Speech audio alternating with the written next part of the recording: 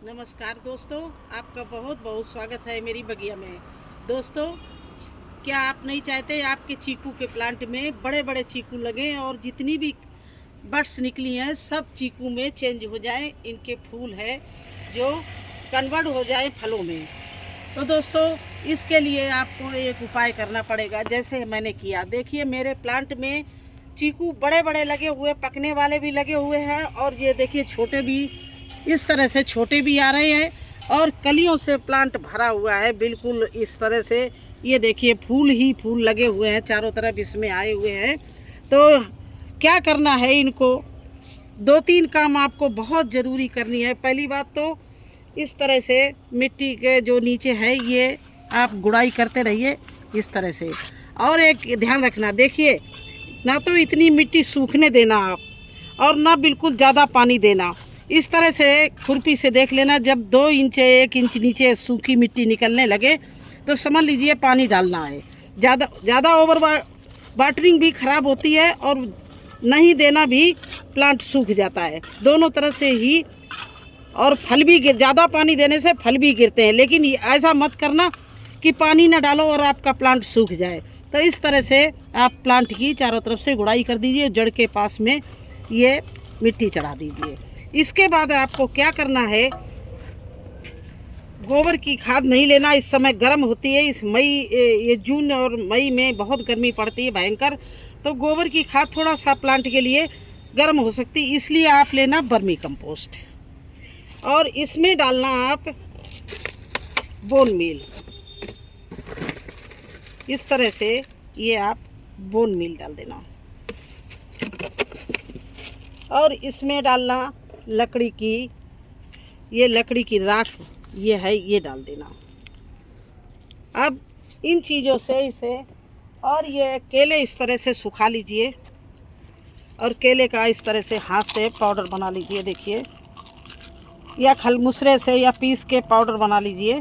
ये केले के छिलके हैं जो उनको छोटा छोटा बिल्कुल महीन महीन इस तरह से पीस के इसमें मिला दीजिए, जिससे नाइट्रोजन, फास्फोरस, पोटेशियम प्लांट को मिले, कैल्शियम, जिंक, ये सब चीज़ मिलेगी, विटामिन। तो आपका प्लांट इस समय बड़े बड़े फल हो जाएंगे, जो फूल आए हुए हैं वो सब फल में चेंज हो जाएंगे। तो इस तरह से जड़ के आसपास में आप ये चीज़ें मिला के, मेरा प्लांट क्यों फलों से भरा रहता है, ये 12 मासी है, हर समय इसमें फल आते रहते हैं। तो एक तरफ तो देखिए हमारे ये फल पकने का बाका, ये देखिए थोड़े से नरम हो चले हैं, ये देख चिटक रहे हैं तो थोड़े से नरम हो गए हैं।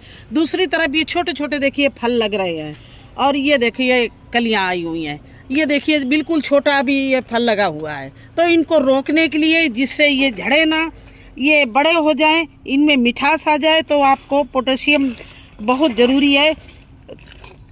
होममेड भी, और चाहें तो आप सूखी पाउडर फार्म में भी, और चाहें तो लिक्विड फार्म में भी डालें। लिक्विड फार्म में डालना है तो केले को छोटा छोटा, केले के छिलके को छोटा छोटा काट लें, पानी में भिगो दें और डाल दें, सबसे आसान तरीका। और अगर वो भी ना कर सके तो देखिए इस तरह से खाद मिला के डाल दी। अब क्या करना है वो भी आपको बता रहे हैं।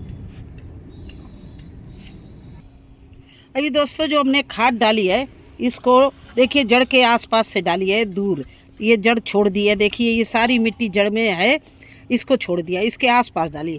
अब थोड़ी सी मिट्टी ऊपर से हम इस तरह से चढ़ा देंगे, जो खाद डाली है उस पर डाल देंगे। अब ऐसे इसमें प्राकृतिक रूप से इतनी खाद मिलती है, क्योंकि ये क्यारी है। जितने भी इसमें, जैसे जंगल में पत्ते झड़ते हैं और पानी बरसता है या पानी डाला जाता है, तो वो सब पत्ते सड़ते रहते हैं, तो उसमें सूक्ष्म जीवाणु जो हैं लाखों लाख तैयार हो जाते हैं, और नमी भी बनी रहती। तो हमारे यहाँ देखिए इसमें जितने भी पत्ते झड़ते हैं सब आसपास मैं उठाती नहीं हूँ, इसी में इस तरह से मिट्टी में दबा देती हूँ।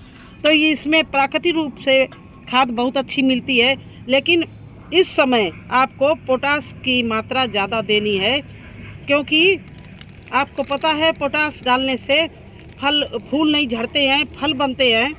और क्या क्या होता है, इसमें मिठास भी आती है, फल भी बड़ा साइज का बनता है। अब देखिए चीकू का साइज देखिए हमारे, ये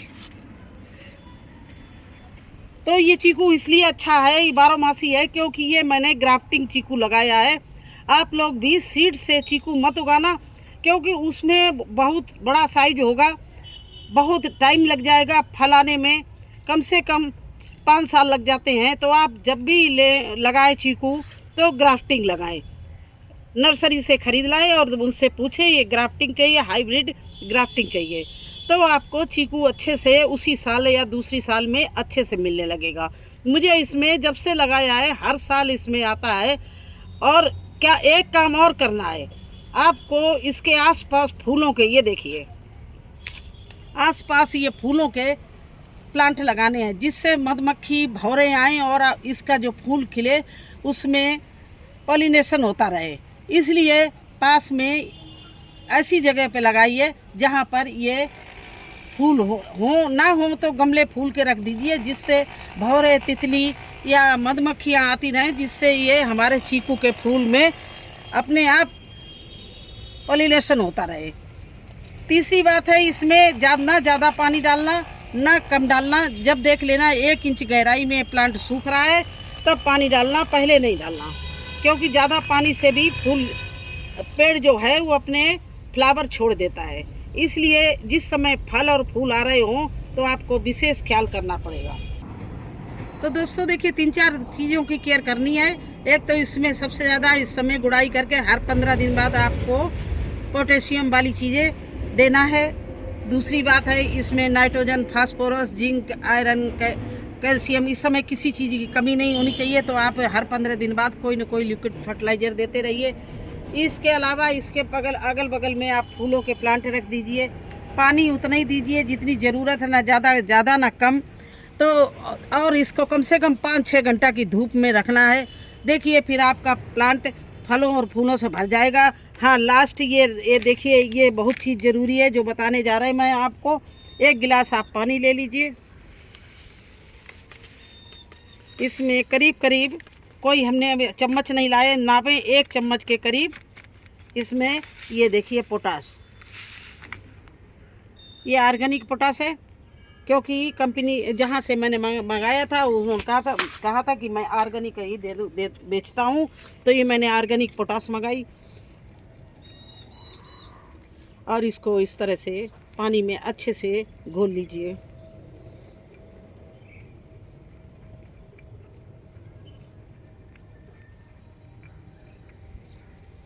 इस तरह से घोल लिया।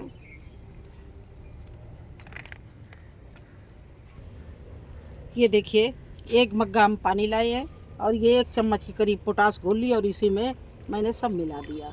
ये देखिए इस तरह से मिला दिया। ये 1 लीटर में 1 चम्मच पानी ले लिया और इसको घोलकर आप इस तरह से जो आपने खाद डाली है उसके ऊपर धीरे धीरे डाल दिए, जिससे आपकी खाद का असर और ये पोटास का असर आपके प्लांट को लगे। चारों तरफ से इस तरह से जड़ को छोड़ देना और देखिए इस तरह से धीरे धीरे जो इसमें समा जाए, बह ना जाए, ये आराम से आप इस तरह से पूरा डालते रहिए धीरे धीरे। देखिए पानी में समा रहा है।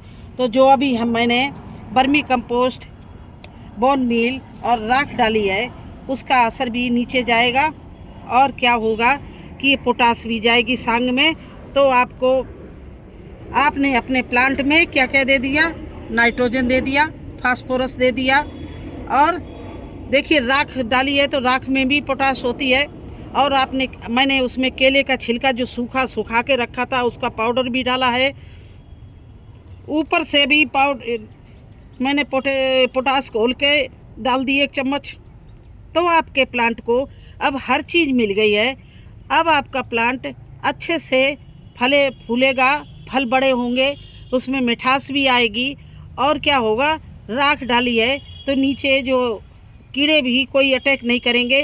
वैसे मेरी मिट्टी में यहाँ पर कीड़े हैं नहीं, लेकिन फिर भी सुरक्षा की दृष्टि से ये चीज़ें डालते रहते हैं, जिससे कोई अचानक गर्मी है इस समय कोई ऐसा वायरस ना लग जाए जिससे हमारे पेड़ की जड़ों को नुकसान हो। अब क्या है कि इन चीज़ों से हमारे चीकू के प्लांट में बहुत अच्छी ग्रोथ मिलेगी, बहुत अच्छा फूल खिलेगा और बहुत अच्छे उसके फल बनेंगे, मीठे मीठे बड़े साइज के। तो ये काम करना बहुत ज़रूरी था, क्योंकि इस समय हमारे प्लांट में ऊपर चीकू ही चीकू लगे हुए हैं और नए चीकू भी बन रहे हैं। तो मुझे ये चीज़ें डालनी बहुत ज़रूरी थी। इतनी इस समय बड्स और आई हुई हैं, ये देखिए एक एक गुच्छे के गुच्छे आए हुए हैं। अगर इसमें आधा भी रुक गया तो देखना, ये पेड़ फलों से देखिए किस तरह से फूल भी रहे हैं। आधा भी इसमें बना रहा तो ये हमारा पेड़ इतना हरा भरा रहेगा, इतना फलों से लदा रहेगा। तो आप भी यही काम करिए। तो मुझे आज ये करना था, मैंने सोचा क्यों ना आपके साथ में शेयर करें, जिससे आप लोग भी अपने चीकू की प्लांट की इसी तरह से केयर कर ले। तो कैसा लगा आपको हमारा ये चीकू का प्लांट, हमारे फल और हमने जो फर्टिलाइज़र डाला? अगर ये सब अच्छा लगा तो लाइक करना, सब्सक्राइब करना। फिर मिलते हैं एक नए वीडियो में एक नई जानकारी के साथ में। तब तक के लिए मुझे आज्ञा दीजिए। धन्यवाद।